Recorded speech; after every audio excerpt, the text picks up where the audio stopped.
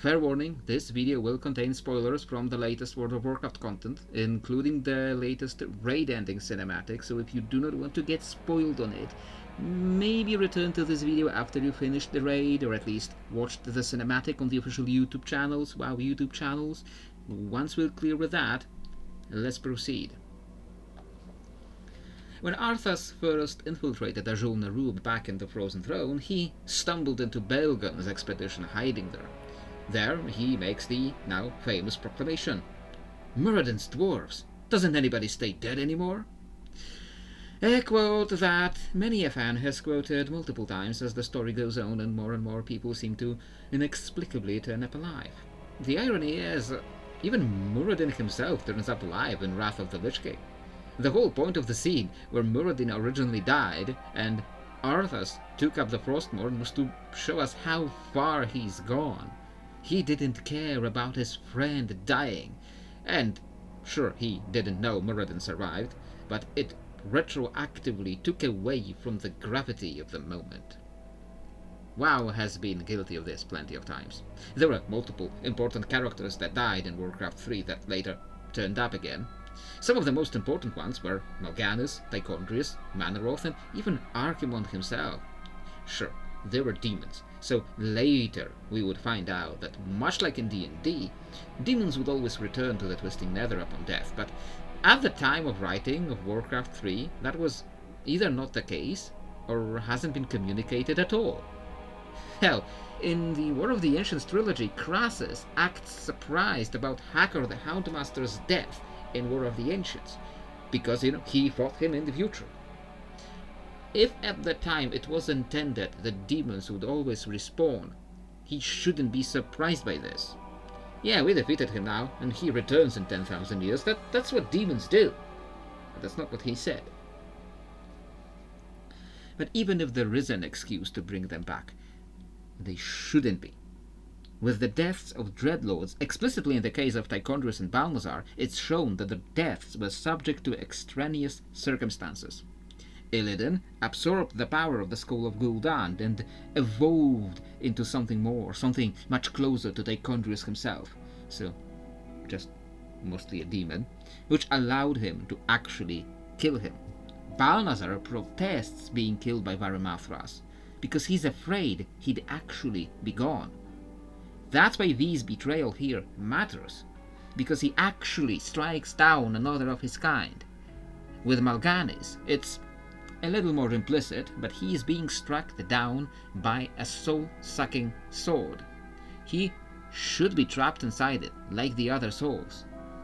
In each case, their actual death matters for the story, and undoing it hurts the importance of that moment, retroactively makes the previous story less impactful.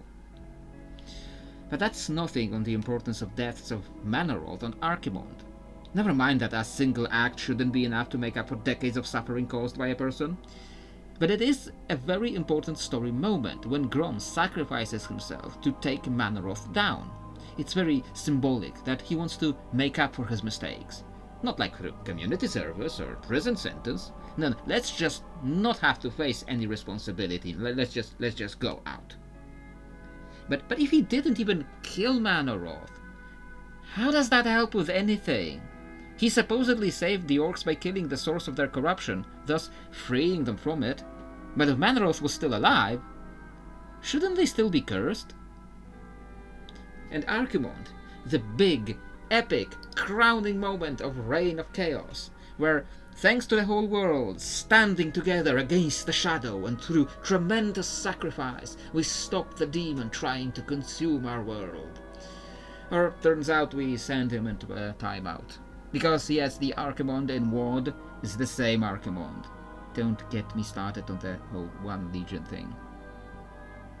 There were plenty more examples throughout the years, but one of the more recent ones was Khadgar. At the beginning of the War Within, Dalaran gets invaded by the Nerubians led by Xal'atath. And in that final cinematic, we see all of Dalaran getting disintegrated. We see Khadgar reach out and we actually see him getting disintegrated.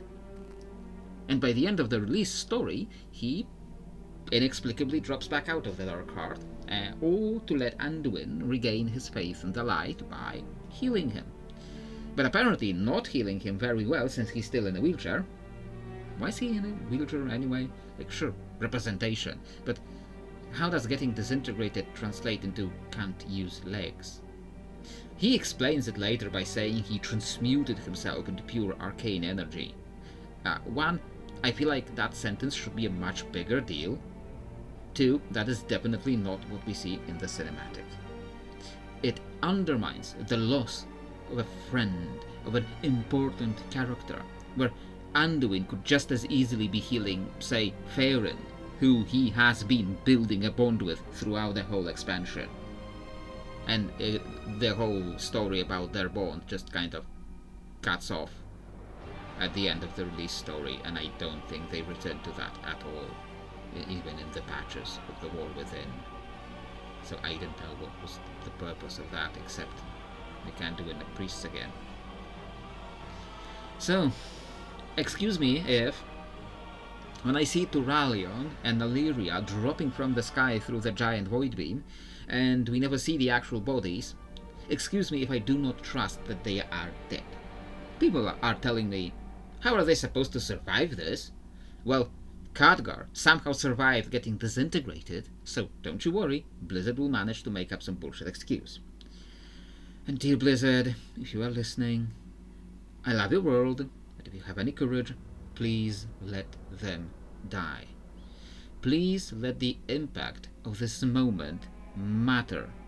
If they are actually dead, I will be positively surprised. I will thank you for actually making someone's death actually matter in the story. But I am not holding out hope for this. And I hear your comments. One person told me that it's amazing that people can still make a living by complaining about WoW. Don't know how to tell you this. First off, I am not making a living out of this. At least not yet. Second off, complaining does sell. If I make a video about something purely creative, nobody watches it. So what I do is, I make a video by starting to complain, and then trying to do something creative with it. So it's not just some dude complaining.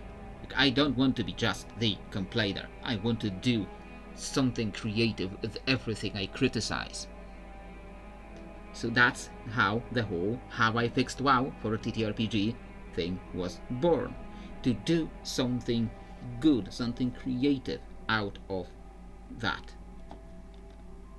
So what did I do with this in my reboot for my TTRPG? One of my cardinal rules when setting up the universe was, let the dead stay dead. They're still undead, of course, but whenever our characters die for some important story beat, they have to stay dead. There is no Jorg Stormhard in Northrend, at least he's not Muradin. Mal'Ganis is still stuck in the Frostmourne because of Ner'zhul's influence. He has no power there. None of that. Frostmourne split their souls in half. Mal'Ganis, Uther, Theranos, they're all still stuck in there. All the major demon deaths remain. Manoroth was destroyed by the overwhelming torrent of energies. Tichondrius was killed by someone of his own caliber, and that destroyed him on the spot. Archimonde was also overwhelmed by the amount of power released from the Wisps, further strengthened by the World Tree, and that also destroyed him completely.